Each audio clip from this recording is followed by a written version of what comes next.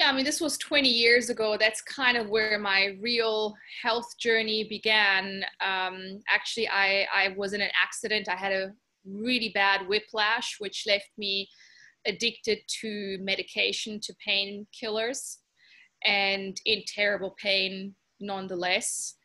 And after having spent a month in a Swiss clinic that, cost $60,000 for a month, and not having gotten anywhere, I was like, okay, I'm off to India and I'm going to see what's there, what all these crazy people are talking about when they talk about yoga and Ayurveda and healing naturally. Back then, I knew nothing.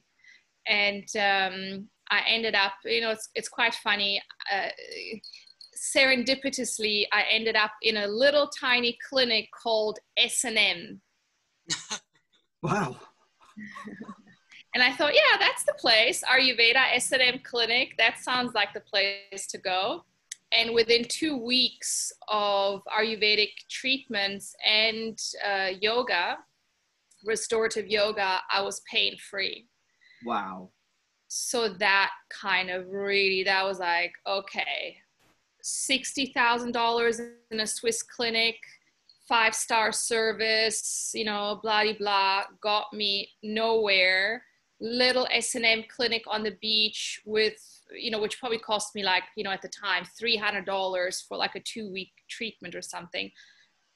And I was pain-free. So that really would then, perked my ears to this whole holistic way of healing. And I then started studying Ayurveda in India with a beautiful teacher, and very, very traditionally. In fact, I was part of one of the first Western groups that was accepted at the school, which is now actually a university.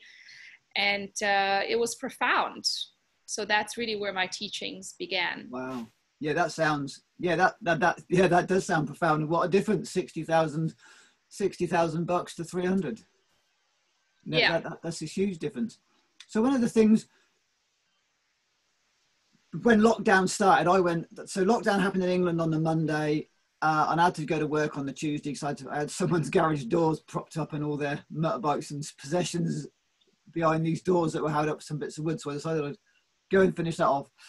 And then when I got home Tuesday afternoon, I went straight into a 40-day fast. And from there, I was watching some of your videos, and we interacted a bit over that past. And the reason, guys, why I asked Alex to come on was because she's a real master of detoxification and rebuild. And not many people really understand the cycle and the importance of detoxing, whether it be 5 days, 7 days, 10 days, 40 days, and then rebuilding so your body's strong again. And then you can go back down into that detoxification, and then you can do that again, however long you've been advised or you feel to, 40 days. And then you come back out of it again, which I'm going to get Alex to talk about. If we can, we'll go through this process. And then she rebuilds again. So Alex has done this 7 times, 40-day fasts. She's done a 40-day fast, then a period of rebuilding, and then back into that 40-day fast again, period of rebuilding. And I know from following Alex, it's been transformational in her life. From what I see, Alex, it's changed beyond recognition for you. Completely. It's changed my perception of life itself, not just my health, which, initially, because maybe just to get the viewers up to speed, yes, I began in Ayurveda. It was life-changing. But ultimately, even Ayurveda, I came to understand, as all systems have their limitations. And then through a series of, just other events and karmic events, my health completely broke down 6.5 years ago. And I found myself bedridden. And in many ways, I knew it was my initiation into my purpose. And so I kind of had to throw everything that I knew out the window. At the time, I was what I kind of call a romantic organic eater, meaning I was eating everything grass-fed, raw milk, cheese, so this organic, romantic lifestyle that actually got me bedridden. So, you know, what many also call paleo. I did a period of keto, and then ultimately I had to relook at everything. And that's when I found, you know, the path of cellular detoxification and regeneration. And yeah, it's been I obviously started this because I wanted to get out of bed. I wanted to play with my children. I wanted to be free once and for all after 20 plus years of health journey and kind of quest. I just wanted the answers at the time. So that's how I got here. So you were saying, go ahead. Sorry, Phil.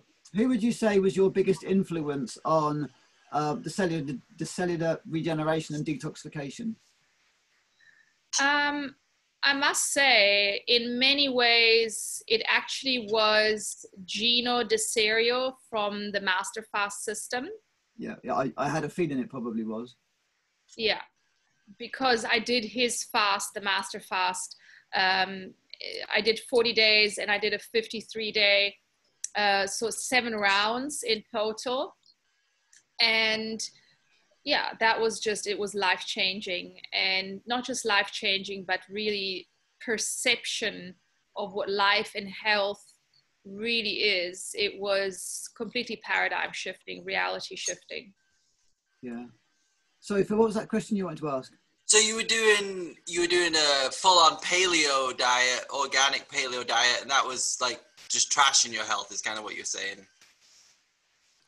Yeah, I mean, I went through various phases. I was strictly paleo, then I, you know, included some raw dairy. Then that was already the beginning of, okay, where's the answers? Because since giving birth to my children, they're now 11 and 13, my health really started to decline. And I was always scrambling to kind of make it work. And, you know, sometimes it looked like it really did. Each change brought something, you know, a hope and a period of, oh, wow, this is working. And then it would crash. And eventually I got to the point where it was like, you know what, I don't care what I need to eat. I'll eat fat, I'll eat meat, even though I was never a big meat eater. I'll eat fruits. I just want the answer now, because I want to just live and be done with this whole story of trying to figure out my health. Yeah, there's a lot of us that have been in that. Exactly. Yeah. In that cycle. It's exhausting. It's exhausting. Yeah. And, you know, eventually I realized, so when I was bedridden, and I was convinced that I had a mystery illness that nobody had yet figured out, and that I was on my way out. And that's when something dawned on me. It was like, okay, you know what? You've been on this health journey for 20 years. Yeah. I was 40 at the time. Pretty much since the age of 20, that's when I started learning about health. And, you know, of course, back then I was in California and, you know, gym bunny and so forth, but really since 20 years, I was constantly, whatever I was doing, my obsession was I need to figure out my health. And I bought all the supplements, I did all the courses. And when I fell ill, it was like, okay, something just isn't working. It's not possible that I spend all my energy and I do things by the book, and yet my health is just not working out, you know? Yep. And I thought, okay, so here for 20 years, you've carried the belief that maybe there's something inherently wrong with you, which I did think. But then something switched. Was like, nah, that can't be. You are a being of God, a divine being, and you are not meant, you're not born to suffer. Yeah. That can't be it. So that's when something sort of switched to me. It was like, okay, clearly I just don't have the right answer. Clearly for 20 years, I've been pursuing the wrong answers, or the almost, because, you know, what most of the world knows is kind of 80, sometimes even 90% of the truth. But if there's a 10, 20% missing, which is crucial, that's why the world health is in such a mess. Yeah, absolutely. You know, and I know since I've done this, since I've just done that 30, I did 38 days in the end. I didn't go to 40 days. I stopped myself. And actually something's, I've done a lot of fasts over the years, but not that long. And since then, something has profoundly shifted. There's no doubt that I've had quite a cosmic shift on lots of levels. So yeah, that's been brilliant. So let's go into the detoxification, Alex, so we can get an idea of what you've done and what you do to dive deeply into that detoxification. And I think the thing that's most important that isn't really spoken about enough in our world is coming out of the detoxification, because, you know, people just don't get it. They don't understand that it's crucial, actually, isn't it? To come back out is as important, some say even more important, than actually the fast itself. So you can come out of it in a well, I mean, some people have come out of it in a bad way and killed themselves, haven't they, in the refeeding stage. So so I think that's really undervalued, that, you know, that probably week of basically refeeding again. So could we talk about that for a little while? Yes, in fact, I think it's important to really point out that every single phase of the process is important, meaning it's important to transition correctly from whatever diet you're on. And especially if you've been on a paleo or ketogenic diet, even more so, it is imperative that you transition properly, because you're switching gears. You're switching from a state of, in a sense, you know, ketogenic is kind of like the body is in a state of emergency or of distress, which is not natural and normal. And now we're switching gears to what is natural and normal. And that is a huge shift. It's a physical shift, and it's a shift in consciousness. And it takes a toll on the nervous system. And I really feel most people don't understand all the intricacies and all the implications. So it's not, you know, a lot of people, they just, oh, I'm going to dive into a fast, or, oh, I'm going to dive into raw veganism or into veganism for that matter. And then because the steps are not done correctly, then they blame the system. They blame veganism, they blame the fasting, you know, they hurt themselves. And I've seen throughout the years, I've seen a lot of people, you know, shout fasting for 2 years. And then all of a sudden fasting is the devil. Yeah, absolutely. Yeah, but yeah, we've seen that, haven't we, with veganism, with raw food, with living food, with fruit. It all of a sudden becomes the devil, doesn't it? Yeah. Whereas, so every phase is important. And, you know, our society has this thing about instant gratification, instant results, which also we need to understand the reason why that is. It all comes ultimately from the fear of death. So we don't have a long-term view, an eternal view of our life. We don't see ourselves as eternal divine beings, but rather we have this inherent, most of us are unconscious, this inherent, I need to have everything now. I need to achieve everything now. So there's a nervousness, there's a fear-based thing that drives us. Whereas when we see our health and our life as a beautiful journey, that is really the most profound journey of self-realization, because it's this body that makes us human. And we all know that we are not just this body. We are not just this physical incarnation, right? We are ultimately eternal spirits, but we came here to experience ourselves in the physical form. And yet most of us do not inhabit this body, but rather, you know, are constantly shooting ourselves out of it. And then we want the quick fix. So first of all, before we engage on the path of true health, we need to realize that it's not a quick fix. The real path is a journey of deep and profound transformation that will revolutionize the way that you see life itself. Yeah. And then as you begin this journey, every phase is important. The refeeding part needs to be typically double as long, or rather there is a you know, coming off the fast, which looks different to refeeding. So first we come off the fast. If we fasted 20 days, then ideally, and always, you know, there's the ideal, there's the real. Ideally, we want to come off and gently start feeding again for double the time of the fasting. Oh, wow. Double the time of the fasting. Then we want to rebuild. I mean, ultimately, you know, that's why I say there's the ideal and then there's the real. Yeah.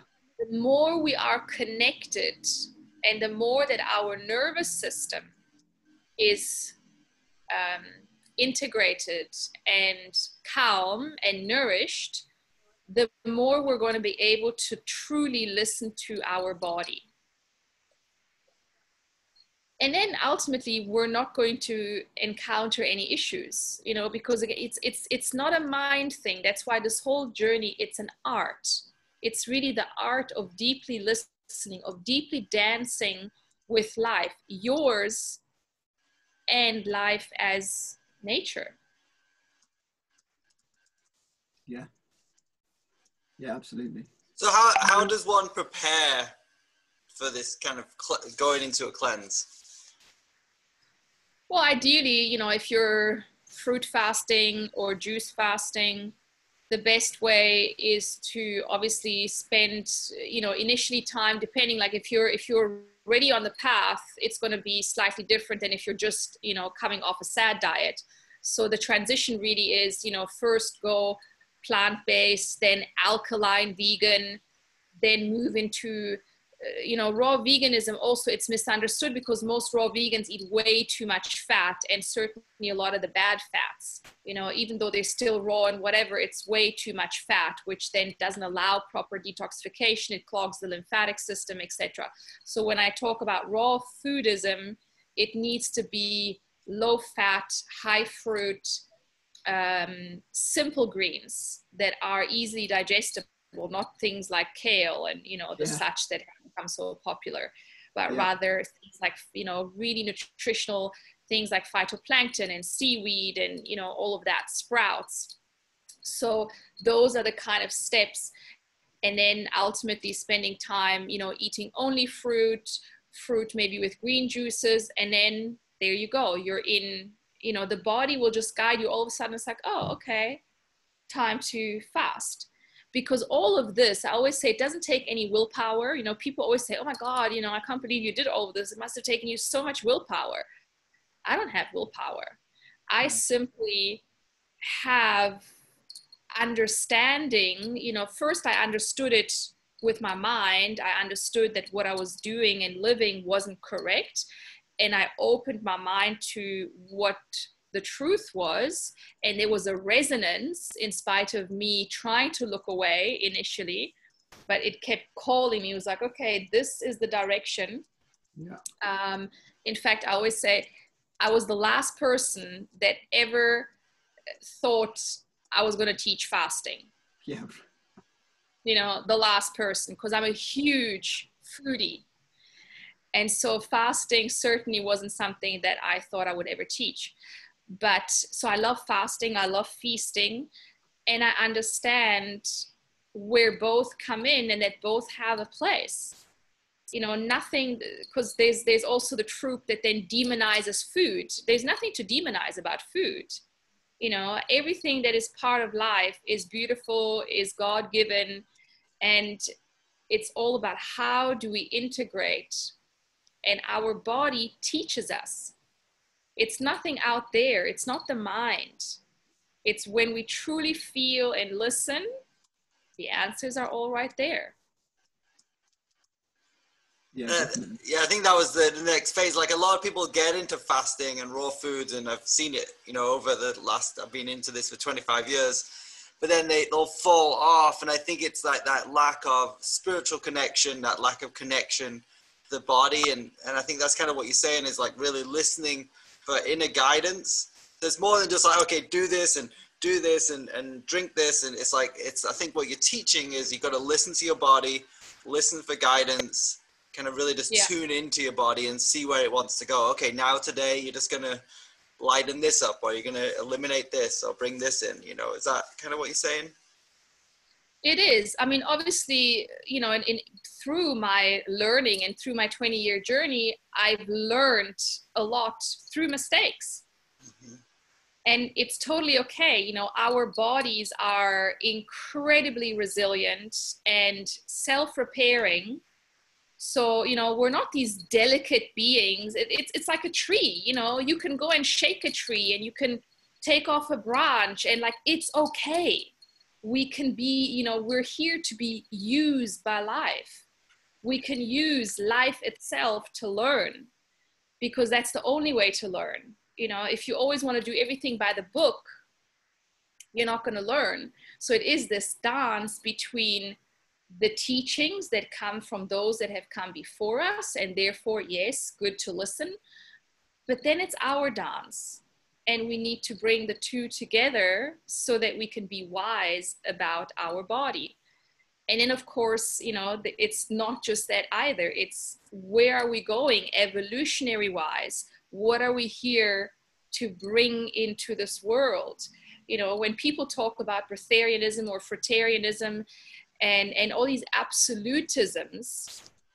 And then, of course, there's the fight, you're right, you're wrong. Well, everything can be right. It depends. What did you come here to live? If your purpose is to be, you know, living in nature and just shining the light of the divine and not be fully engaged in life, then you can be a fruitarian, you know, maybe just for a period of your life. But if you're here to be amongst, you know, three-dimensional beings, and you have to be in the muck and you have to, you know, engage with that, then being a fruitarian is not necessarily going to work for you long term. Yeah, I find that, Alex, actually, if I go into our local town and do a bit of shopping, or I go to a festival, then I find myself, I have to eat more dense food. So, you know, I find myself eating things like dehydrated crackers or energy bars or something, and before I'd be like, why am I doing this? This isn't what I do normally. But I've learned over the years, whenever I get near more dense people, then I eat more dense food. Yeah. And then when I come back out again, I can eat lighter food. Yeah, and then of course part of the process, and this is again, it's a learning, and it doesn't happen in a month or in 6 months. It's a learning. As we learn to work with density, because the reason why we need denser food is to buffer. Yeah. Because especially as empathic beings, which all of us are, and, you know, inevitably we are going to be sponges for the stuff that other people don't want to deal with. Yeah, right. And so, you know, we absorb the muck that those that are living in lower dimensions are just unaware of, because, you know, their consciousness simply isn't there. And so that's where the buffering comes in. However, you know, the process of learning is learning to digest all of life. And then we can deal with the denser energies and learn to not have them affect us, or at least not as much, you know. So that's the journey, really. Yeah, I mean, I've definitely got to that point now, like you're saying, not as much. You know, yeah. I don't get spun out now. I'm aware, and yeah, I don't. It's definitely a whole different thing from before, where I'd go somewhere and just get completely spun out and kind of get myself in an energetic pickle, and then come home and have to rest. Yeah. Whereas now, you know, that it doesn't really bother me. I can just go back to my van, take a few breaths, and cycle it through, and I can shift it that way now. Yeah. Which is why also on this path, as we cleanse deeper and deeper, organ by organ, which is also important, you know, not to just kind of blindly take whatever, but it is about going after organ systematically, each organ, each channel of elimination, so that we can systematically clean out and then systematically, in a sense, rebuild the body. And as we do that, we also will we will have trauma come to the surface that is trapped in our body. Yeah. Because every organ, as we know from traditional Chinese medicine as well as Ayurveda, every organ, every system in the body holds energies, holds emotion, energy in motion. And whatever we haven't been able to fully feel and give expression to, especially anything that happened before the age of 7, that is going to be stuck in our organs. And a lot of times, you know, we are born with a lot of energetic contractions simply because of our lineage, because of our karma. And so as we detox, all of these emotions, this energy in motion gets released. Yeah, you know, that was what I was sharing with Phil.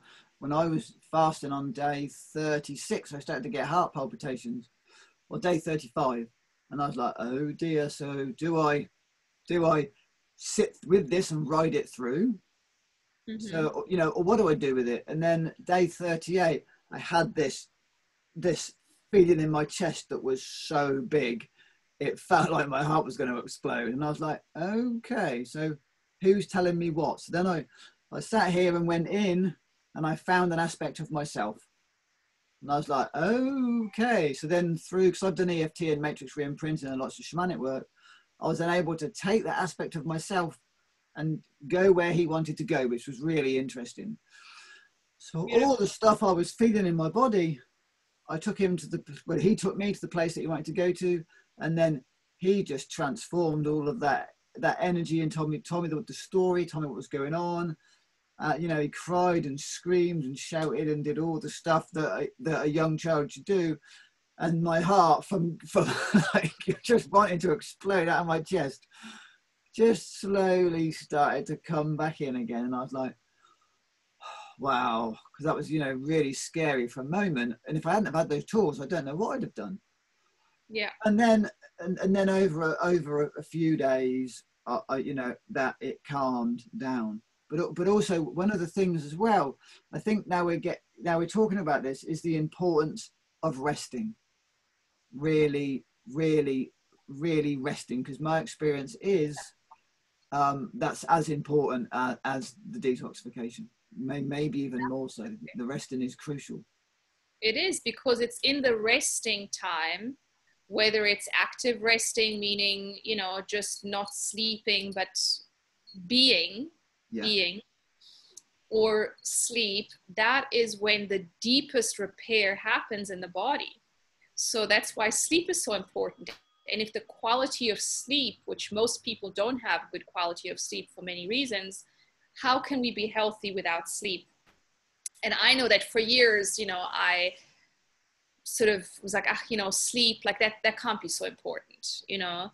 It's more important that I have the right supplements and all of that. It's not. The most important part for our healing journey ultimately are the simplest things in life and getting them right. But unless we really truly understand and we truly have this shift in consciousness around the importance and the connection. For example, I remember when I started maybe 2 years into my journey, something clicked within me, and it was again a deep understanding, or inner standing as they say, where I realized the connection of my body and the sun. And before, I love the sun, you know, like most of us, you know, we like to be in the sun, we like to be on the beach, but I never quite like got it. And there, all of a sudden, I got it. It was like, well, like nature, if you take sun away from the nature, most of nature, all of nature dies. And yet here we live in this disconnect with this like, oh yeah, the sun's nice. The sun's not nice. The sun is crucial. The sun is what lights up our fire for life. And so if we do not consciously and graciously with an open cellular system take that sun in, we're missing out. You know, we can have all the other supplements and tools, but if we aren't consciously soaking up the sun. So once I started doing that, every morning I made a point of spending only 15, 20 minutes of consciously engaging with the sun, of putting away all my fancy sunglasses that was a huge collection of mine, you know, that I was always walking around with my sunglasses. And that's when I realized, okay, put the sunglasses away for a couple months and see what happens. And I really started to form this deep relationship of gratitude and reception of the sunshine. And literally within a couple of weeks, I had such a huge activation and transformation of my health. It was one of the profoundest teachings. And afterwards, I felt so humbled. I was like, oh my God, for years, I was like, yeah, the sun's nice. So that was, you know, just one of the many activations. I love that. I love that. Like that. Like we walk around our lives blocking what's good for us, whether it's sunglasses or sunscreen, and just we do so many things that like block because we can't handle it. Maybe we just can't handle that energy. We like people go, oh, I can't handle the sun on my eyes. I have to have my sunglasses on. And it's because Absolutely. It's like it's powerful energy. It's powerful energy, and it's humbling because that's the thing, you know. As long as we go, oh, the sun's nice, but if you truly let it in and you feel its power, you are going to feel the omnipotence of nature. And for some of us, or for most of us, it's almost belittling. Instead, it should be the opposite. It should allow us to fully give ourselves to nature and to realize like nature has got us. Life has got us. Whereas we are fighting life tooth and nail at every corner. In everything, we have learned to fight and mistrust life itself. Right? Like you said, we protect ourselves from the sun. We protect ourselves from, you know, the plants and nature and poisons and viruses and bacteria and on and on and on. There's this fight. Like there's nothing to fight about. And that also was another big lesson for me because I lived like that.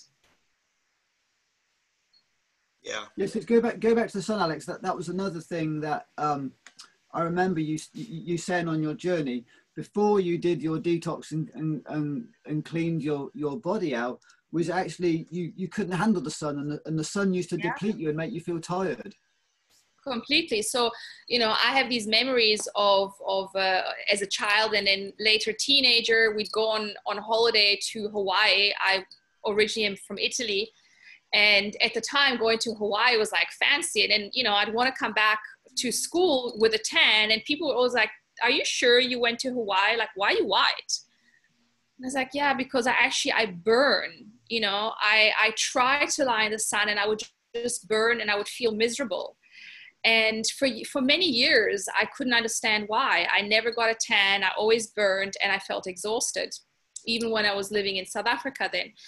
And then the sicker I got, the less I could stand the sun. Literally, the sun would make me nauseous. Yeah. And exhaust me utterly. And then as my body healed, and of course my healing journey was also every day lying 15, 20, half an hour in the sun, naked ideally. And as I did that without sunscreen, I realized I don't burn anymore. And I'm getting a tan. And now I get super dark when I spend time, you know, even though now we're living in Bali, we're so busy at the moment, we don't get time to spend, to be in the sun too much. But I get super dark nowadays and I never wear sunscreen. So that was also just a huge lesson in, again, nature has got us. Yeah, that's an interesting thing in Turkey at the Turkish baths. You know, when I've been and they've been cleaning the bodies, they just say, "Oh, you English, you're so dirty," and it's just like, but you know, but the English will say, "Yeah, but I shower twice a day," and they're like, "Yeah, but we're not on about showering. We're on about you never clean your body."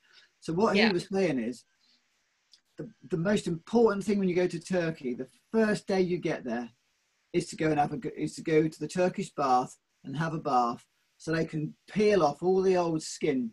Because what they were saying to me was, it's the old skin that burns. It isn't the good skin that burns, but it's all the acid and all the toxins in the skin that we're not cleaning off that burn. So since I've done the fast now, I've been body brushing every day. I think I must be on about day 120 of body brushing every day, and I've noticed it's revolutionised my skin.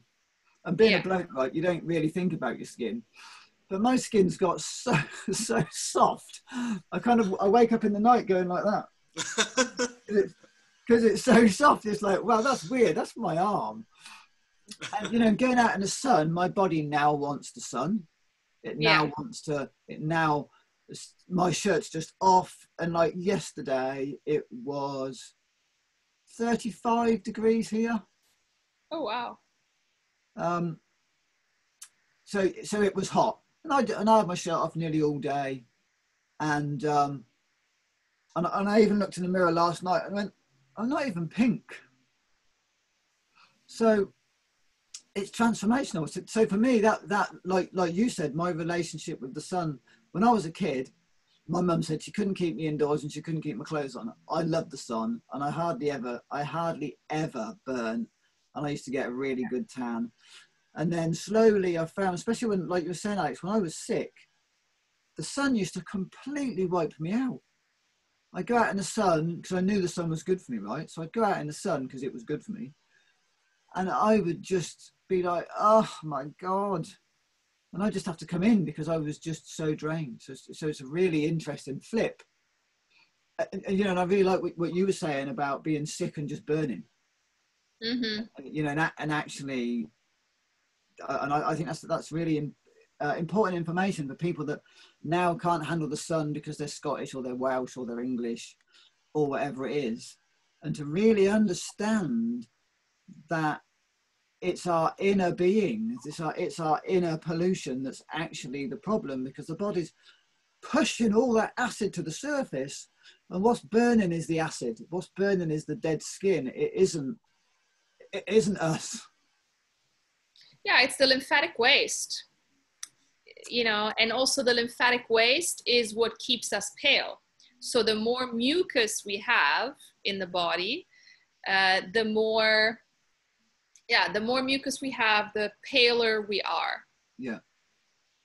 Wow. That makes sense. And you know, the whole, I hadn't put it clearly as you just did then, that it's the lymphatic waste. Yeah. And, you know, that's the other thing as well, isn't it? In the holistic world, is there's very few people really talking about the lymphatics and really understanding the inherent importance of actually really paying attention to that lymphatic system and really working the lymph. Absolutely, because the lymphatic system is 2 to 3 times the size of the blood vessel system. So, you know, I'm in various health groups, and so I follow biohacker groups and, you know, all these longevity groups and anti-aging and so forth. And they just go on and on and on about the blood vessel system and blood tests and so forth.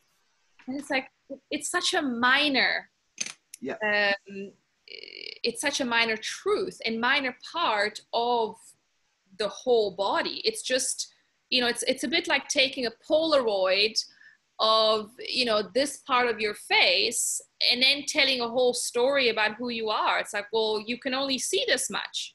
Yeah. I used to be into blood work and the blood, and through Dan McDonald, Lou Corona, and Dr. Morse, really got into understanding the importance of the lymphatic system and moving it. Yeah, and that blood, blood tests, which are oftentimes hugely expensive and so forth, they're interesting. It's a little bit like it's a mental wank. And again, it can give you satisfaction, but it's a false sense of satisfaction. Because oftentimes, like if it comes out that you are, vitamin B12 deficient, or you are iron deficient for that matter, well, oftentimes the iron deficiency is actual iron toxicity.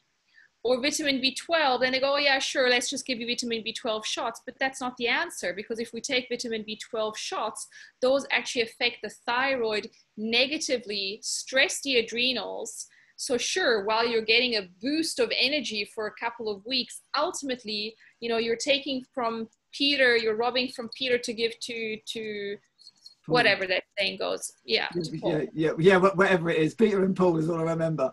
That thing. You're robbing Peter to pay Paul. Yeah. Yeah. And that's the same with coffee, isn't it? You're robbing Peter to pay Paul. And of course, at the end of the day, that bank account becomes very, very empty. Absolutely. And it's not just the bank account in terms of adrenals, but it's really what all those stimulants do to your nervous system, to your your nerve circuitry, and therefore to your consciousness. Yeah. Because we are, and this is such an important piece, because, sure, we can go on about how coffee is acidic and, blah, blah, but it's really what it does to our consciousness. Because when we are constantly in fight or flight, it's like we're always swimming on top of the ocean, ready to jump out.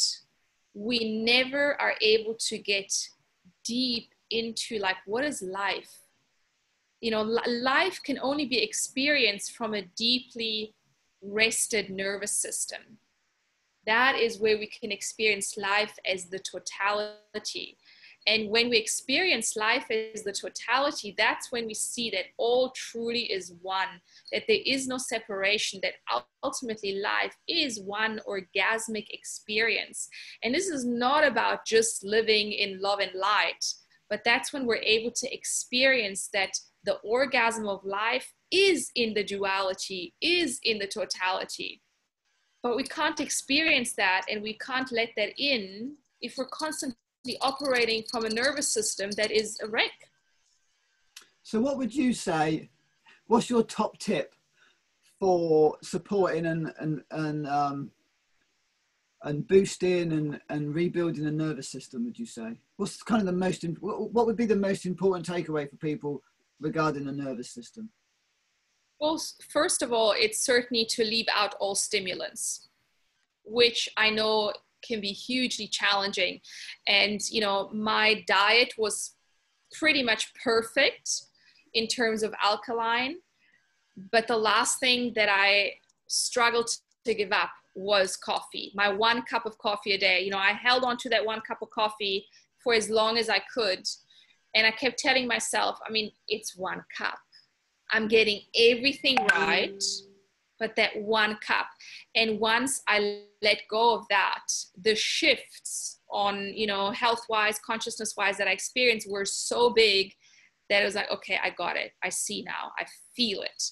So it is really about leaving out all stimulants. Cacao, many people, they talk about how cacao is this amazing, in fact, most health gurus talk about cacao being this incredible thing. And cacao is a medicine. Yeah. Used intelligently and occasionally and specifically, sure, wonderful medicine. Once your nervous system is healed and your adrenals are recovered, it's okay to indulge in cacao every now and again. It's here, it's part of life, sure. But if you're looking to truly heal, cacao has no place in your diet. So stimulants, and then ultimately it is really about remineralizing the body. because this body is electric. Our endocrine system is the electrical circuitry. And unless we have a strong endocrine system, we're not going to be able to have a strong nervous system. We're not going to be able to function. Our hormones aren't going to be functioning, which means we're not going to be able to feel the way that we could feel. And so our moods are affected. That's why our thinking is affected. So, you know, everything really comes down to how strong is your nervous system, and remineralizing it with fulvic acids, humic acids, sprouts, the right greens, like I said, seaweed and phytoplankton. Those are really my favorite besides the sprouts. High quality fruit, which obviously, you know, not all of us have access to. Really powerful, good quality herbs. Those are all really, really important for the nervous system. And ultimately, one of the most crucial parts of reestablishing a healthy nervous system, which also is very much overlooked, is healing the deepest trauma on a cellular level in our body. And, you know, we can do all the talk therapy, we can do all the ayahuascas in the world and so forth. But unless we go and dig deep into the body through proper somatic work, we are not going to be able to release the trauma that is stored in the body. And, you know, sometimes like I get tired of the word trauma and healing. It's like, oh, that's enough already. But, you know, that's kind of like, it's the cross that I feel our generation has to bear. You know, every generation has its cross. Our parents had the war. Ours is the war of consciousness, which happens in the body. And we can only release it by going into the body. And then ultimately the true healing comes by coming together and healing through one another. And healing in love, you know, as cheesy as that sounds, but love is the way. You got your t-shirt on, Phil? No, I don't have it on today. Alex, the reason why I said that, Phil's got this beautiful t-shirt. On the front, it's got 3 hugs. And on the back, it says, "You are loved." Beautiful. Yeah, simple. Yeah. So can we just recap then? So much information there. It's beautiful. Thank you. So let's just recap for me and Phil and the viewers. Transitioning is crucial. Learn how to transition from whether you're on a SAD diet, a paleo diet, a high fat diet. You know, the raw food diet, the raw food diet is actually detrimental to your health. I know, I've been down that road for a long time, which is why I'm really interested in, you know, it's like I'm a raw food recoverer, right? I'm in recovery from the raw food diet. So yeah, it's really important to transition slowly. And my top tip for you raw fooders is cut down your fat, get rid of the nuts, because most of them are rancid, have them occasionally, definitely soak them, definitely culture them, it all helps. And of course, good fats are better to transition through. If you're on a high fat, dense diet of meat and animal products, you can use the better fats like the nuts and the seeds to transition through. But remember, it's a transition. It's all a transition. It's a transition to that conscious evolutionary orgasm that Alex was talking about. You know, that for me, I've been looking for that for years and not knowing what it was. You know, and Alex has nailed it. So transition's really important. Then when you want to jump into the fast, remember, transition gently. If you're raw food and on a high fat, get the fats out. Come slowly through, add some more fruit. You know, if you're afraid of fruit, get the fruit in. Get the fruit in, get the cucumbers in, tomatoes in. Lettuce is a great one because it's really gentle. Get rid of the kale, get that out your diet. Get rid of the coniferous, the hard vegetables that you've got. One of the things I've learned is the vegetables that you've got to cook. You've got to cook for a reason. So take them out. Get in the soft food to transition. Then go into an all fruit diet or an all juice diet. and pay attention, seek advice. You know, there's people, you know, there's Alex out there, there's myself out there, there's Phil, there's people out there that will guide you to a point and show you some of our mistakes, for a better word. And just be wise when you're fasting. Don't just jump into a 40-day fast, because they're a big deal. You know, start off on 1 day, 2 days, 3. What's your take on that, Alex, of actually starting fasting? Yeah, again, listen to your body and go into it joyfully, because fasting is not about not eating. It's about opening yourself up to a new world through the process of eliminating food. So, you know, most go, oh no, I can't fast because, you know, I need my food, and without food, yeah, but it's a little bit, you know, like if I tell you to spend 2 days in silence and you're not speaking to anybody, the first day might be hard. And then the second day, as the nervous system calms down, there's a new world that starts to open up. So this is what we're doing here. It's not even, this whole system is not even about food ultimately. It's really not. It's not even about getting your diet right. It's about shifting your consciousness. And it's also about understanding that, you know, where we are at evolutionary, we're in the in-between. We are no longer the 3D humans, and we are also not yet the new Homo luminous that is where we're going. Absolutely, I get that totally. We are somewhere in between, and we need to be patient, and we need to become visionaries and luminaries of the new humanity that is being created, not as a woo-woo thing, but as a natural evolutionary fact. It's because that is where we're going. It's either we are spiraling upwards or we are spiraling downwards, you know, and this is the choice at the moment. It's love or fear. Where are we going? And so this journey, I always like to point out, this journey is the ultimate journey into self-love.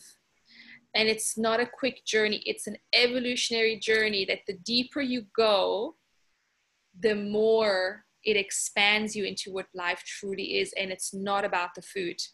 Food is just a vehicle. Yeah, absolutely. So when we're in that, so we're going to get into that fast. You're going to do that fast, whether you do, you know, one of my advice to one of my friends was just do a day. And they're like, what do you mean a day? I said, just do 1 day. Just do a day.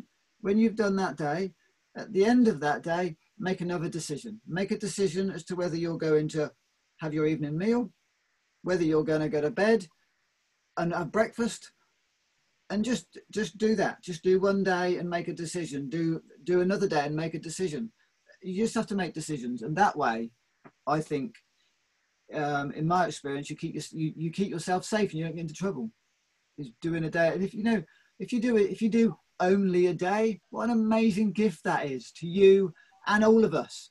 You know, that 1 day is crucial, because it's that point of what Alex was saying earlier. You know you're not going to die. You get through that point where, oh, I made it. I didn't die. I'm all right. And then you can then get permission to give yourself the next day. But be patient and be kind. I think that's really, really the nub of it, isn't it, Alex? Absolutely. And it's trusting, you know, you can start with a day and then you can decide, okay, wow, this felt really good. Now I want to try 3 day. And as long as we do it with love, from love, nothing can go wrong. You know, like you explained, when you had your heart palpitations, or sometimes we have sugar drops, or we can feel dizzy. If we go, instead of making a story about what that may mean, if we simply notice, oh, this is what's happening.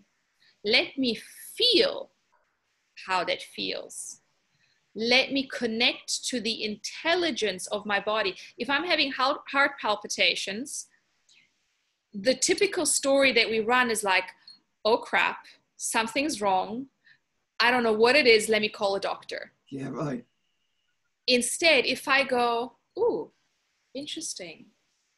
Okay, let me just feel into that. Okay, I'm feeling some anxiety. Okay, maybe let me feel, where's that anxiety coming from? Something is shifting in my body. I'm not quite certain. Okay, but actually, I can trust this. And the more that I trust it, because I know that all of life happens for me, I can relax. And as I relax, the heart palpitations dissipate. Why? Because actually they were just there to show me another layer of trust and love that was required for my evolutionary growth. But if I immediately go like, what is this? Call the doctor. I missed the opportunity. Boom, it's gone. And I've handed over my power. And of course the doctor will find something. Yeah. You know, I was at that point of going, my God, if I was a normal person, I'd be phoning a doctor now, because this is really quite, you know, this is really quite something. And it's just like, well, you know, they're not going to tell me anything. They're going to give me a test. They're going to go, oh, you got this, this, and this wrong, which I know already. I know there's something wrong, but yeah. What is speaking to me? What was that voice inside saying? And you know, and that took me on an amazing journey, because I, you know, but I can see with the programming that we've got, that's what you do. You have a problem, you get afraid, the doctor will fix it. Yeah. Yeah, so somebody else. Instead, you know, this whole journey of life is we must step into our power and magic so that we can learn to trust life and the divine. And that is the sublime life that awaits us. Yeah. We can only find it through this journey. So my biggest takeout so far has been from you has been to trust life, because I think that's for me, and I guess everybody watching this, whether they're watching it now or in the future, is going to have a takeout. So mine is to trust life. What's yours, Phil? So many, but yeah, for sure. But going back to what you're talking about, like the world today is living like survival of the fittest. You were talking about like that fight, flight, that thing has been programmed in that we got to fight. You know, we got to fight to be the best, and like there's just that constant fight. You know, so and it's like, and then when you start to surrender, it's like you no longer need to fight and start to surrender and trust nature. So it's trusting the divine plan. And the surrendering into that, so for sure. Well, in many ways, we already won the biggest race of all, which is when all the sperms were racing towards the egg, like out of, you know, millions of them. Yeah, right. We made it. There's a reason for that. You know, and the importance is to really reconnect, which is ultimately what I teach, is reconnecting to why did you come here?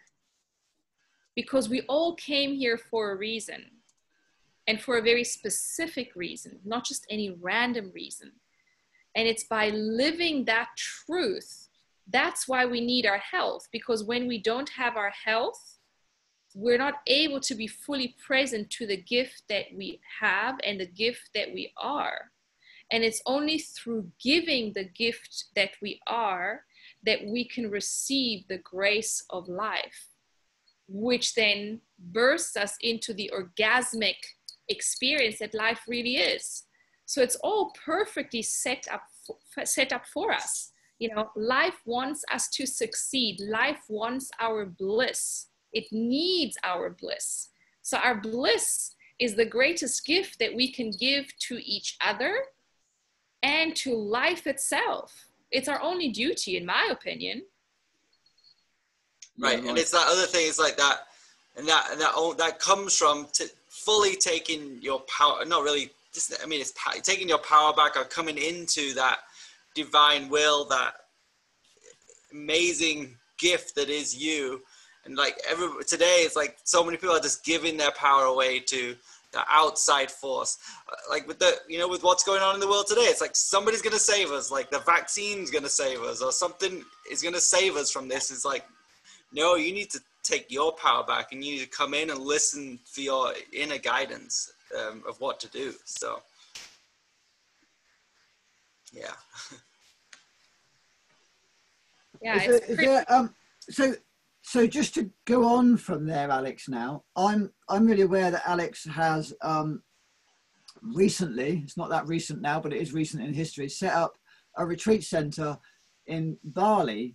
I followed that a little bit with you, and it looks like heaven, and it looks like you and your husband and your child and your friends that are there. It looks like you found heaven. It really is. It really is. And it's, in fact, it found us, you know, and again, that is just one of the many beautiful pieces of the puzzle that have come together since, I would say, since living this lifestyle. Not necessarily that life has been easy, because the hard part has been surrendering to the beauty and ease. You know, we think it's easy. It's not easy. So the hard part is the part of surrender. And as we do, so my whole experience since finding this life path is the deeper and more openly that I trust and surrender life, the more I am flooded with love, with everything that I've ever desired and wanted. It is right there. And so was this place. You know, we ran our certification. We certified 18 coaches last year, and at this retreat center.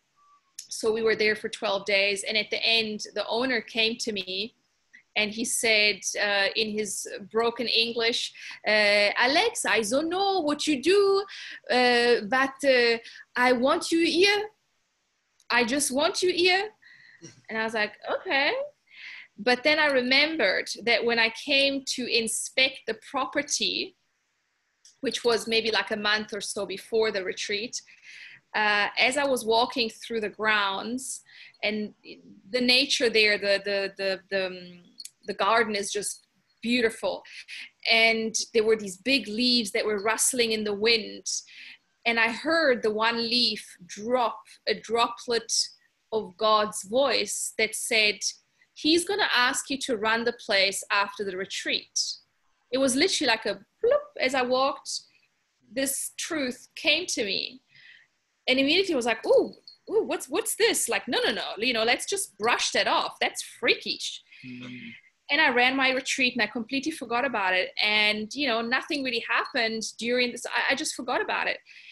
And then as we were saying our goodbyes, he came to me and he said this. And I remembered, it was like, wow. And again, in that moment, you know, it was hard to surrender. So my ego didn't want to trust the magic. Was like, okay, yeah, whatever. And I just brushed it off and I left. And then, but he said, call me. And I kept thinking, could he be serious? Like, who does that? Like, that's just weird. I mean, he doesn't even know me. But I trusted. It was like, okay, that was God speaking to me. And, you know, long story short, you know, we're partners, and he's the most incredible man ever, who's just given me complete carte blanche when I fought my whole life to be heard. And wow. Here comes this man who doesn't even understand everything that I say, but his soul saw me. And I feel his heart that just goes, you know what? I trust you because I know you. Beautiful. And am I right in remembering that you opened just before lockdown? Well, we were supposed to open just before lockdown. You know, then lockdown happened and we didn't. So now we had to kind of like readjust our strategy. So now we're actually creating first a restaurant. I mean, the center is there, everything is ready to go. But now we're creating a restaurant, which was really a lifelong dream as well. And so now we're creating our first alkaline, you know, mucus-free, etc., transitioning menu, but ultimately mucus-free restaurant, where which we're going to be opening, you know, for the public. And then once the airport opens, then we start all of our detox programs and protocols. So that's where we're at right now. Yeah. Oh, I mean, that's brilliant. That's absolutely brilliant, Alex, that you're offering that to the world and to, you know, to everybody. It's yeah, amazing. Yeah, sharing that story. I love when people share those moments, because it always sends shivers down my whole body. They're like shivers. It's like there was that truth moment. It's just like, whoa! It's just like, and you can feel it. Like they're so powerful. So Spirit bumps, Phil. I got them down my spine. Huh? I got the spirit bumps down my spine too. Well, because, and that's the thing, our bodies know. Yeah, you know, we know when truth hits, and really ultimately that is why I'm so passionate about teaching this, because the ultimate truth is that when we cleanse our bodies, and yes, with all the resistance, because, you know, did I resist it? Of course I did. And there's parts of me that still every now and again resisted. You know, I mean, I'm human. I'm not here. I'm not the perfect detox person. In fact, I would say there's others that, you know, are better and more perfect. But for me, the journey is not about perfection. It's about truly understanding and also fully enjoying the humanness of this experience. And I'm in no rush, because I know I'm eternal, and I know that I'm going to live for a very, very, very long time. That is how I live, with that truth. And therefore, I'm in no rush to get it perfectly right. I'm just loving and enjoying each part of this journey, you know, each fast, each feast, each learning, each lesson. And that is what I would really like the listeners to receive, that this is not about restricting yourself or punishing yourself or even taking away pleasure. Because in fact, I would say I've never had as much pleasure as I have since beginning this journey. So this journey is about pleasure and receiving, but on a whole new level. Yeah, I was talking to a friend of mine today, actually, Alex, about that, you know, about the gratification that you get instantly. And I said, I can't expect you to understand what I'm talking about, because the pleasure and the joy that I get, I've never had before with my level of consciousness, how it was before. So I'm not even going to say, do you know what I mean? Because until you've changed your consciousness, you don't know, do you? So it's not, so it's just a question of being, you know. And it's actually a friend of mine, and he's a scientist. He's a very, very interesting guy. And I might get him on one day, Phil. And he's been really interested in what I've been doing, because, like he said to a friend of his last night, you know, about, because the friend was asking me what I eat, and my friend was saying, well, he really doesn't eat much from what I've observed, and yet when I'm on my knees, he just keeps on going. And so he said to me yesterday, I'm going to go at the local shop and buy some fruit. I said, oh, that's cool. And we were talking a bit more, and I said, so do you eat a lot of fruit at home? He said, no, I don't eat any. I've only started since I've been with you. So he's been bananas, grapes, pears, whatever. He's just been having all this fruit. And so yeah, it's great, just because he's seen the outcome of what I've been doing. And I said, but remember, this isn't just because I ate a bit of fruit one day. Yeah. You know, what I've got is from a lot of dedication and a lot of learning, and doing this every day. You know, and I said to him, if you're going to eat that amount of fruit, if you get diarrhea, just back off a little bit. You know, if you start to feel weak, just back off a little bit, because the chances are you're not going to get the result that I've got, because that I'm having, should I say, because I didn't just go out and buy a load of fruit one day and change. Absolutely. Yeah, it's a journey. Yeah, so like you were saying, Alex, it is, and I totally get the next level of joy, pleasure, bliss, orgasm, whatever it is, because yeah, we worked, again, the same friend, we worked really hard, and he said, do you know what? I think I'm going to reward myself with a beer. And I looked at him, and he looked at me, and I said, you're going to reward yourself with poison. He said, Yeah, it's weird, isn't it? And I was like, do you know what? I might actually reward myself with a juice and wash the juicer up because I've worked so hard, right? Completely different mindset. So my mindset was I've worked really hard, so I'm gonna nourish and remineralize my body as a gift to myself, as opposed to the joy of having that long, slow, cold beer. Because for me, it's just like, oh my God. So, yeah, it's just yeah, go ahead. Yeah, sorry, just in closing, I actually have another interview in South Africa in 5 minutes, but Brilliant. you know, in closing, I really want to get for the listeners, it's not about shaming where you're at, or, you know, because we all come from, you know, I used to enjoy beer and wine and cheese and all of that. And the beauty, if I can leave you with this, the beauty is that as you transition and as you clean out the body and you become more alkaline, you truly no longer desire with any part of your being that satisfaction, because it's a little bit like, you know, if we want to compare it to like bad sex versus, you know, and if that's all you know, that's fine. But once you have cosmic sex, you can't really go back to bad sex. And this is the same thing. You know, it's like once you have the cosmic orgasm in your body and you experience every cell in your body dancing, there's just no way that you could go back to the old way. I mean, yes, maybe by mistake you will for a day or two or three, but you're always going to find your way back to ecstasy. Alex, I think that's a perfect place to end. Thank you very much. Where can we get more information, and maybe people might want to get coaching? You know, we've been through many years of refining this, and I imagine some people might need some coaching on this journey. Where can we find more about you? And yes, the easiest is to find me on livingmucusfree.com.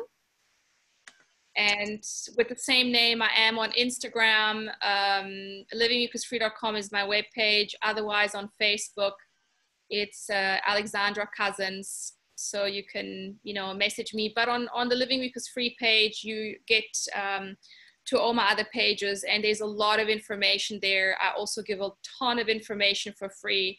So I really cater to people, you know, on every level. And I do want this information to get out there and be very accessible. Beautiful. Thank you so much for joining us today. Thank you. It was such a pleasure. Thank you, Phil and Phil. Yep. Yeah, I really, really appreciate you coming on and spending the time with us. It's been really great to hang out with you and to ask you those questions and listen to your reply and just see you shining your light. It's really beautiful, and you're doing an amazing thing. So I feel really honoured that you came to share time with us. Thank you. Thank you. Great. Likewise to both of you. Thank you. Bye. Thanks, Alex. Bye, everyone. Bye. You want to stay on? Oh, there we go. Yep, we'll stay on for a little bit longer, Phil. So that was fabulous. Thank you for bringing Alex on. That was good. Yeah. I followed her for a few years, and she just said some.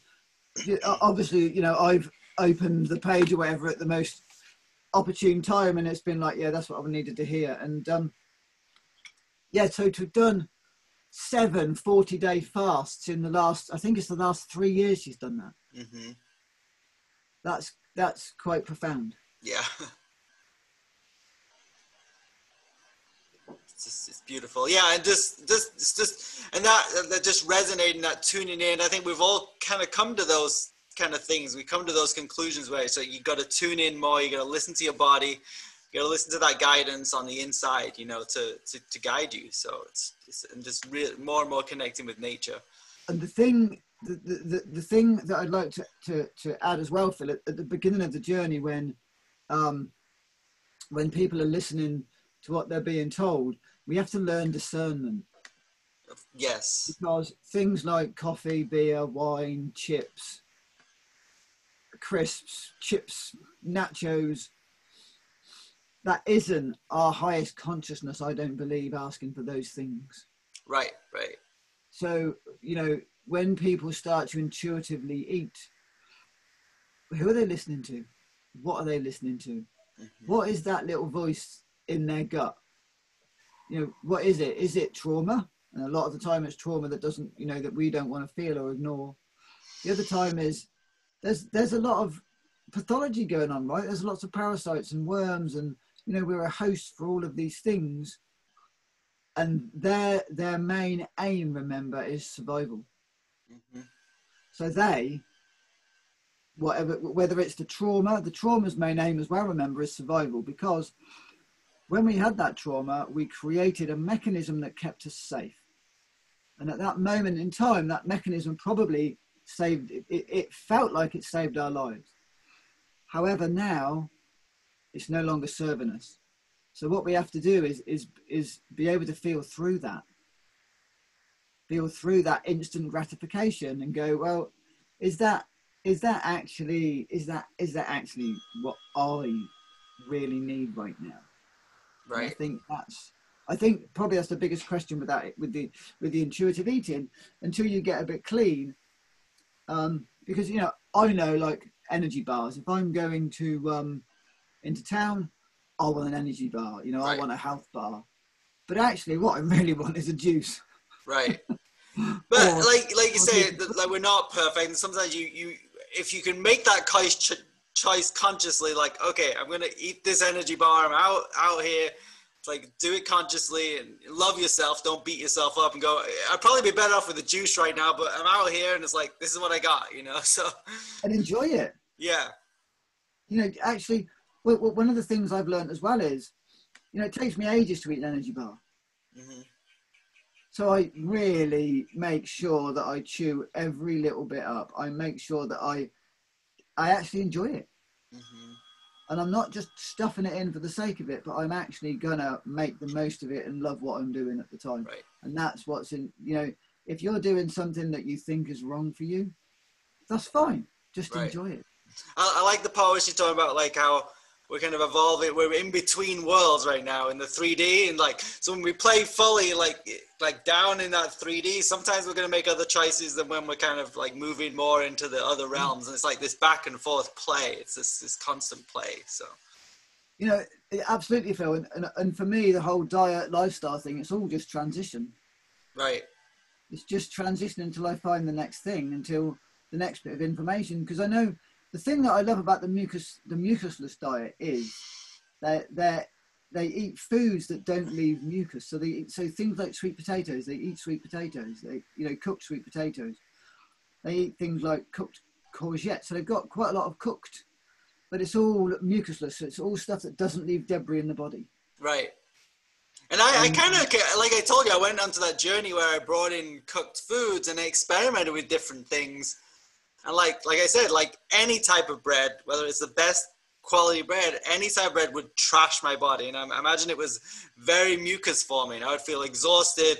Like, but if I had some sweet potatoes, energy didn't change. It was like, it was nice. Like it did provide a little bit of comfort. And I know you're like not really into like cooked, but those sweet potatoes did provide some sort of comfort, but they didn't really reduce my energy at all. Like it didn't, there was no drop in energy and my body digested them, no problem. It was, the information was fine. So it's the same for me, Phil, when I was eating very lightly steamed broccoli. Mm-hmm. Yeah, it's just like, I didn't feel any difference. I didn't feel better or worse, so I stopped doing it. Mm-hmm. If I'd have felt better on it, if I'd have felt worse, I'd have stopped sooner. But I just did it as an experiment, just to see how I felt. And actually, for me, certain steamed vegetables, I don't eat them, but certain steamed vegetables are amazing. Right. Mm-hmm. And, you know, and that's the thing that I really love about the mucusless diet healing system is, like, you know, top tip for people, if they're going to eat bread, toast it, right? Mm. Why? Toasted bread is much less mucus forming than normal bread. Mm. Interesting. So if you toast it, it changes the starches into fruit sugars. Mm. So they all of a sudden become much more digestible. So, you know, there's things like that. have you know, jacket potatoes instead of boiled potatoes. Have steamed potatoes instead of boiled potatoes. Right. You know, it's like, look at the way that you're doing your food. You know, instead of having something else, have a proper old fashioned root stew. Yeah. That's all cooked very, very slowly. You know, not a quick stew, but a long brew stew. So you're getting all the goodness and it stays in there. So Phil, minerals. Do you guys do minerals at work? No. You mean taking like an isolated mineral, or? Well, like fulvic acid, or you know the ones that Gabriel used to have, the Armstrong. Yeah, I mean, I do some minerals personally, but yeah, I usually do like some sort of ionic, but angstrom type minerals. So I have some zinc right now, and I've got some magnesium, so I'll do those a little bit. So. Yeah. I was just wondering if that was something that we don't. No, we just focus on herbs and superfoods. We don't really do any kind of nutraceutical level. Not that like those things that, I mean, those things are really useful. It's just, it's not really in our wheelhouse of like supply chain. So yeah, I think again, Phil, probably that's something else that's missing in the alternative world. Really, is you know, like people aren't talking about lymphatic system. People aren't really talking about minerals. They talk a lot about supplements. So supplementing A, B, D, C, whatever. But there's not so much talk on the minerals. And I think, you know, what Alex was saying about us being electrical beings, you know, we need the minerals to carry the frequencies. Right. Yeah, I mean, I think the products we do have, like the Vitamin Mineral Green, you know, it's very nutrient dense. I'm sure it's got a lot of minerals in there because it's got wild foods, stuff like that. So I think that's really helpful for sure. And it's very, because it's in a powder form, it can be very digestible. So it can be really helpful for people to take those powders. She was talking about marine phytoplankton. Again, that's going to be probably rich in minerals. So. But was she talking about taking like fulvic acid specifically as fulvic acid? Is that on the protocol? She was talking about fulvic and humic acid, wasn't she? Yeah. That's because they're dense in minerals. Right. So she takes those as a supplement. It sounds like. I'm just not really. Yeah, it sounds like they're fulvic, humic, and phytoplankton. But then, it makes sense. I mean, we've come from like, so many people have come from diets that are so mineral depleted. Like sometimes that's something we need to bring back in. We need to get a boost to get those minerals back into the body. Absolutely. From the soils, from the processing, we've processed all of that out of our food, and and like we're electrical beings. They are the communicators. So that's what one of the guys that I'm going to chase up again on Monday. He does nano-sized things like gold, platinum, zinc. And the gold is really interesting of how it realigns the brain and the pathways in the brain with gold, and how we're so gold deficient. It's not something that people talk about, being gold deficient, platinum deficient, indium deficient, zinc, magnesium, and they do marine phytoplankton. You know, that's, I haven't taken it today yet. I need to get and do that. But again, you know, that's the thing with the marine phytoplankton is it actually is absorbed straight through into the cell. It doesn't have to be digested. So, you know, that's especially for people that are sick, that have got, you know, chronic fatigue, any of those kind of very depleting illnesses. Marine phytoplankton, I think, is crucial because you don't need to digest it. It just It just goes in and gets absorbed through the walls. And something like that, and like people are coming from like crazy diets and then jumping into all fruit or all vegan or whatever it is. It's like, it can be too much in the beginning. It's like, and that's slow. I mean, I did it. I mean, I think you did it. I jumped in, you know, cold cucumber, as I like to call it.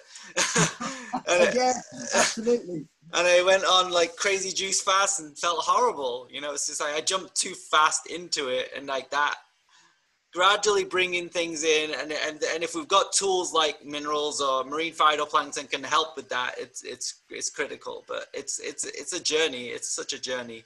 So Phil, I think what's just come up to the surface now is that we need to talk about transitioning for people. Right. Yes. I think we need to really put a focus on actually the transition, because that's really, you know, that's transitioning to what? But it's transitioning. Because, you know, what are you transitioning to? Some people are going to transition from bad meat to good meat. Some people are going to transition from you know, factory farm eggs to free range eggs to organic eggs. You know, they're going to go from mass produced cheese to grass fed cheese to raw cheese to organic cheese, whatever. But there's this transition that needs to take place, that takes us very slowly through from A to B. Right.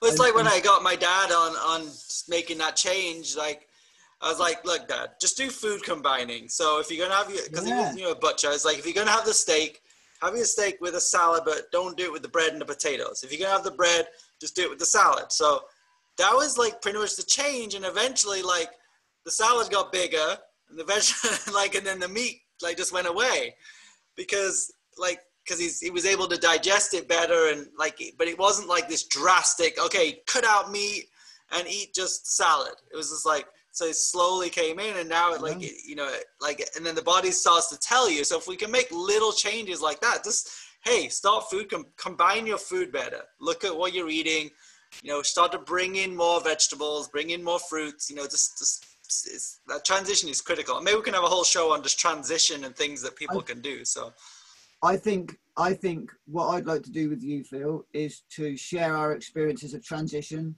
go through food combining, talk about if, you know, let's talk about let's just take meat, for example. So at the beginning of the meat, because everyone eats meat, right? Well, the majority of people eat meat. So we're looking at really badly produced meat to grass-fed, wild, organic, vegan. Yeah. So it's all about compared to what. I think that needs to be the title of our next show. Yeah. It's interesting. I know we'll talk about it on the next show, but it's interesting. It just made me think, like, people give up dairy the last. And I think that probably should be given up the first, because that's causing all the mucus. It's like, keep eating your, like, little bit of meat, but get that dairy out of there, because the dairy and the processed dairy that people are eating is just, it's really clogging up the body. And as you even know, you experiment with a little bit of raw dairy and it didn't feel so good. So I did. Cool. I did raw kefir, and I did raw goats and sheep's cheese, and I definitely didn't feel any better on it. Right. I didn't feel horrendously bad, but I definitely didn't feel better. So I suppose, yeah, you could say that, well, we'll bring it up on the transition could be like, okay, get off that processed dairy and have some kefir or something. Eventually you're just like, well, I don't think I really need this. It's not really giving me anything, you know? So. And I think, Phil, I think that's crucial actually, Phil, is for me, it was about options. Mm-hmm. So compared to what? So organic dairy is better than mass-produced dairy. Unpasteurized, so raw, is better than pasteurized dairy. Raw, grass-fed, biodynamic is the best. Mm-hmm. So, you know, once people have options, because for most people, all they know is what they know. It's like instant coffee. If you're going to drink coffee, get rid of the instant coffee. Go for high altitude organic coffee, because high altitude coffee doesn't have mold, right? Right. Mm-hmm. So it's the toxins in the coffee that also create spikes and do all sorts of nasty stuff as well. So it's about, you know, let's talk about that. Let's talk about what are the options. What's better? So compared to what? You know, people will say that, well, you know, organic coffee is not very good, but compared to what? Right. Mm-hmm. Compared to crap coffee sweepings off the floor, organic coffee becomes amazing. Yeah, I like what Alex said, like, nothing's really bad. It's just like, where are you at, and like, where do you want to go? So cool. Yeah, I think it's about where do you want to go. Mm-hmm. Do you know, for me, it's always about being a better version of myself. Beautiful. Well, I'm Phil. And I'm Phil. This is the Phil and Phil Show. So if you guys would like to donate to us so we can carry on doing this work and bring this great information to you, we'd love it. It would be amazing for you to support us in that way. I know Just you go to philandphil.com. philandphil.com, and there's the donation button. You'll see it. Yeah, if you feel to support us, that we would be truly grateful. We appreciate everybody watching us, and yeah, it's beautiful. It's great to have an audience that is interested in health and wellness and spiritual growth. All right. Alrighty. Thanks for watching, everybody. Bye. I'm going to just end Bye. the stream. All right.